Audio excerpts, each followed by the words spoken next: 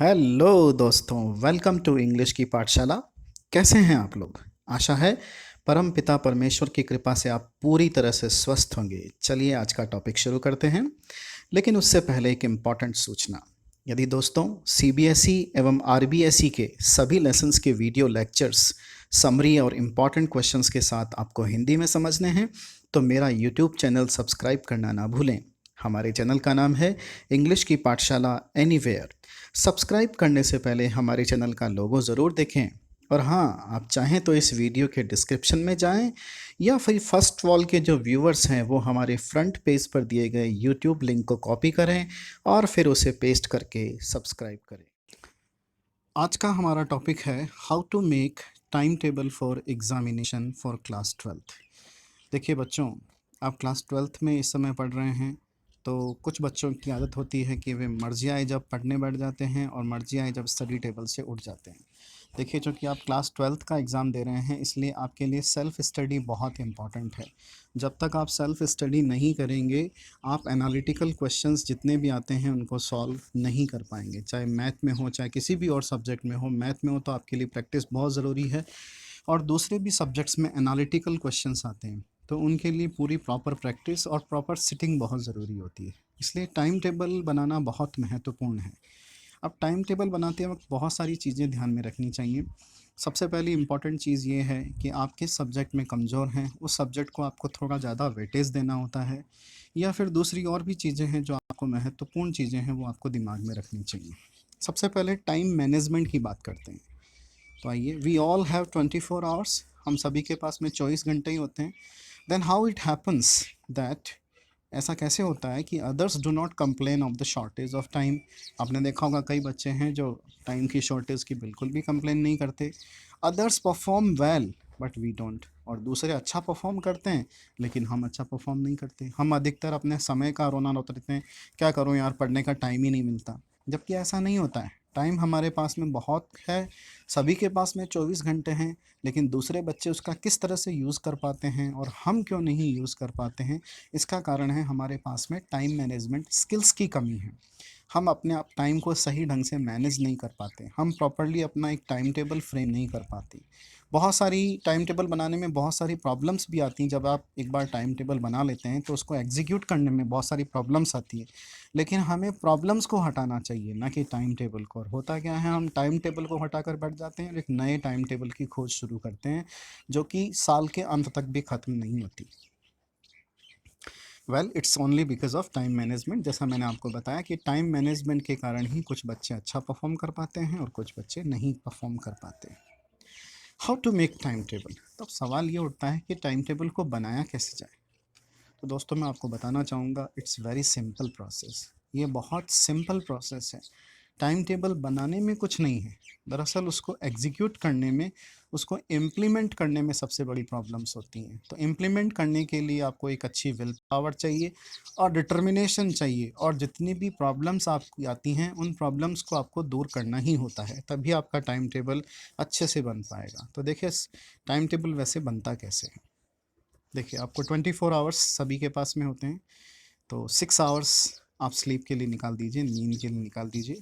Doctors कहते हैं कि 7 या 8 घंटे की नींद एक स्वस्थ शरीर के लिए बहुत ज़रूरी होती है, लेकिन अब चूंकि एग्जामिनेशन का समय शुरू होने वाला है, now it is crucial time, examination is eight hand, तो आपको थोड़ा सा सेक्रीफाइस तो अपनी नींद से ही कंप्रोमाइज़ करना पड़ेगा। अगर आप अपनी नींद से कंप्रोमाइज़ नहीं करेंगे तो कहीं और कंप्रोमाइज़ करने के लिए आपके पास जगह भी नहीं बची। 8 आवर्स फॉर स्कूल, आपको स्कूल जाना ही है। आप स्कूल नहीं तो किसी कोचिंग सेंटर में जाते होंगे, पीएमटी पीईटी की तैयारियां करते होंगे। डेफिनेटली आप किसी 8 आवर्स किसी न किसी इंस्टीट्यूशन से ज़रूर जुड़े हुए होंगे। उसके बाद में अगर आप स्कूल जाते हैं तो 2 घंटे आपको ट्यूशन के लिए चाहिए, एक सेपरेट ट्यूशन के लिए चाहिए। अब देखिए, 6 और 8 हो गए, 14 और 2 16। 16 घंटे के बाद में भी आपके पास में 8 घंटे बचते हैं। अगर आप उन 8 घंटों में से 2 घंटे रेस्ट के भी निकाल दें तो भी आपके पास में 6 घंटे बचते हैं। और आप यकीन मानिए, अगर उन 6 घंटों को अपनी पूरी तरह से सेल्फ स्टडी में आप डिवोट करते हैं तो it can make a big difference. देखिए, आप let's talk of this span of 6 hours. इसी अब 6 घंटे के जो मेन समय है। अगर आप ट्यूशन नहीं जाते हैं तो दैट्स वेरी गुड। ट्यूशन नहीं जाते तो आपके पास में और ज़्यादा समय हो गया, आपके पास में सेल्फ स्टडी के लिए बहुत अच्छा समय है। आप बाकी बचे हुए समय को एंटरटेन में भी गुजार सकते हैं। लेकिन हम सिर्फ उस 6 घंटे की बात करते हैं जो 6 घंटे आपके पास में बचे हुए हैं। देखिए, 1.5 घंटा आपने फिजिक्स या अकाउंट्स के लिए ले लिया। अगर आप साइंस के स्टूडेंट्स हैं तो फिजिक्स, और कॉमर्स के स्टूडेंट्स हैं तो अकाउंट्स 1.5 घंटे तैयारी कर सकते हैं। अब ये समय कब शुरू होना चाहिए, कितने बजे आपकी ये सिटिंग शुरू होनी चाहिए, दिस डिपेंड्स ऑन यू। अच्छा रहेगा कि आप इस पूरी सिटिंग को एट ए गो करें तो अच्छा रहेगा। अगर आप इसके स्प्लिट करेंगे तो देखिए, स्टडीज़ के लिए जो आपको मूड बनाना पड़ता है, वो मूड बनाने में बहुत परिश्रम करना पड़ता है, बहुत मेहनत करनी पड़ती है। It's not a cake walk कि आप टेबल पे गए और आपने सीधी कॉपी किताब खोली और आपने पढ़ना शुरू कर दिया। हमें उसके लिए एक कॉन्जेनियल या एक कंड्यूसिव एटमॉस्फेयर बनाना पड़ता है। तो इसलिए ये आप पे डिपेंड करता है। और मैं तो आपको ये रिकमेंड करूँगा कि आप एट वन गो इसको करें तो ज़्यादा अच्छा रहेगा। You will have the satisfaction also at the end of the day. तो 1.5 घंटा हो गया आपका फिज़िक्स या अकाउंट्स, 1.5 घंटा आप केमिस्ट्री या बिजनेस स्टडीज़ को दे सकते हैं। अगर आप कॉमर्स के स्टूडेंट्स हैं तो नेचुरली आपको बिजनेस स्टडीज़ में इतना समय देने की ज़रूरत नहीं है। आप बिजनेस स्टडीज़ में से कुछ समय निकाल के अकाउंट्स को डिवोट कर सकते हैं। उसके बाद में 1.5 घंटा आपके मैथ, बायोलॉजी और इको। अगर आपके पास में मैथ है तो मैथ या बायोलॉजी, और या फिर इको है, इकोनॉमिक्स है, तो इकोनॉमिक्स में भी आप वो जो बिज़नेस स्टडीज़ में बचा हुआ जो समय है उसको यहाँ इकोनॉमिक्स में डिवोट कर सकते हैं। अब आपके पास में बचे हैं कुल मिला के 90 मिनट। 90 मिनट को आप 35 मिनट हिंदी या आईपी में कीजिए और 55 मिनट्स आप इंग्लिश में कीजिए।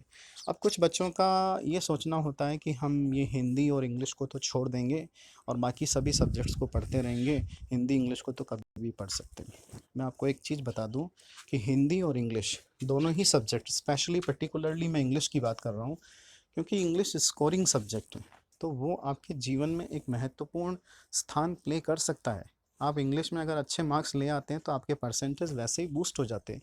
लेकिन मैंने ऐसे बहुत सारे उदाहरण देखे हैं कि बच्चे मेन सब्जेक्ट्स पर फोकस करते रह जाते हैं और हिंदी और इंग्लिश को भूल जाते हैं, जिसका खामियाजा उन्हें परसेंटेज ड्रॉप के रूप में भुगतना पड़ता है। इसलिए मेरी रिकमेंडेशन तो यही होगी कि आप सभी सब्जेक्ट्स को डेली टच करें। आप इसमें देखिए तो डिफ़िकल्टी लेवल के अकॉर्डिंग वैसे ही जो टाइम का डिस्ट्रीब्यूशन है, वो टाइम का डिस्ट्रीब्यूशन उसी डिफ़िकल्टी लेवल के अकॉर्डिंग किया गया है। हाँ, हिंदी और इंग्लिश हो सकता है आपको ईजी सब्जेक्ट लग सकते हैं कंपैरेटिवली जो मेन सब्जेक्ट्स के, तो उन्हीं के अकॉर्डिंग इसका टाइम डिस्ट्रीब्यूशन किया गया है। Thank you for watching this video. Please like, share and subscribe our channel on YouTube. हमारे चैनल का नाम यूट्यूब पर है इंग्लिश की पाठशाला एनीवेयर।